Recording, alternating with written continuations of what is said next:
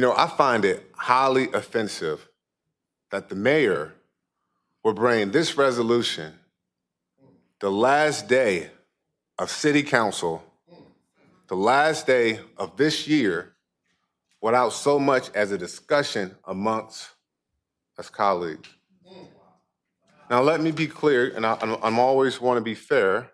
He did send an email. There was an email sent out, I think 3 or 4 days before this resolution. But on such an important topic as voting in the city, I can't even put into terms how ridiculous that is, how insulting it is, and highly offensive. You know, we talk about the importance of district voting because what it did was limit the power and influence of money to put candidates in seats. My wife's race was the perfect example, District 10. Perfect example, $50,000 dumped in the last week of that race to drown out the voice of the people of District 10. But it didn't work because the people vote actually mattered and it counted. You see, I want to reflect really quick on the exchange the mayor and I had last week. You see, I was advocating for tax relief for small businesses in our city.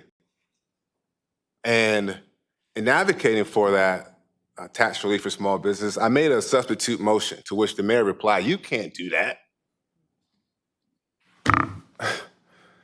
You can't do that." To my surprise, I'm looking, I'm going, I can't do that. Now, is he confused because he didn't know Robert's rule? Or was he telling me he was asserting his authority over me in that exchange? And then he murmured, "You're divisive." Folks, can we, gallery, please?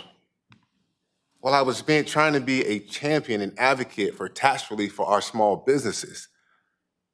He said I was divisive. See, but I paid that no mind, but upon reflection, as I always do, I go home and unfortunately for my wife, I lay this all on her and I try to understand what did he mean by